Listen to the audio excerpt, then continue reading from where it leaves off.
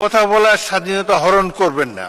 আপনারা যে কজন আছেন তার দ্বিগুণ তিনগুণ এই পাশে আছে, সুতরাং শব্দ করে বিচারের বাণীকে স্তব্ধ করা যাবে না। আমাকে সংসদ পরিচালনা করতে দিন। আমি আমার জ্ঞান বুদ্ধিমতো নিরপেক্ষভাবেই সংসদ পরিচালনা করার চেষ্টা করছি এবং আপনাদের সকলের চাইতে অনেক অনেক বছর 40 বছর এই সংসদে আছি।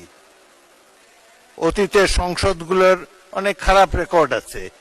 এই সংসদে, বাংলাদেশের সংসদে স্পিকারকে হত্যা পর্যন্ত করা হয়েছে।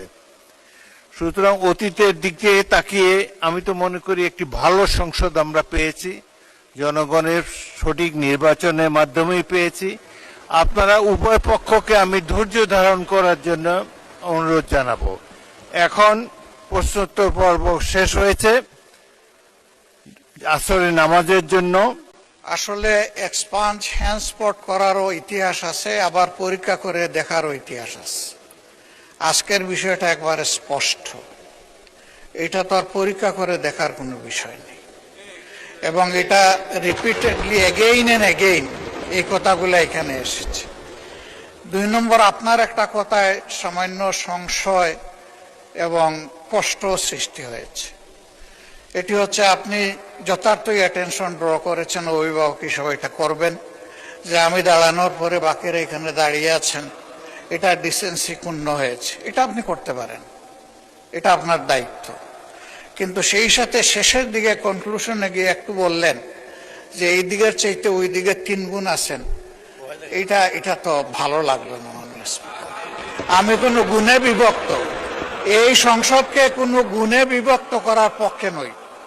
আমরা প্রথম দিক থেকে বলেছি ভালো কাজে আমরা সবাই এক হব, একসাথে কাজ করব, অন্যায় কিছু হলে আমরা প্রতিবাদ করব। আমরা সেই প্রতিবাদ করেছি। হয়তো এই প্রতিবাদ কারো পছন্দ হবে, কারো পছন্দ হবে না, সেটা ভিন্ন। কিন্তু আমি মনে করি যে এই ধারায় আমাদেরকে হ্যান্ডেল না করলে আমরা খুশি হব। ধন্যবাদ আপনাকে। ধন্যবাদ মাননীয় বিরোধী দলের নেতা।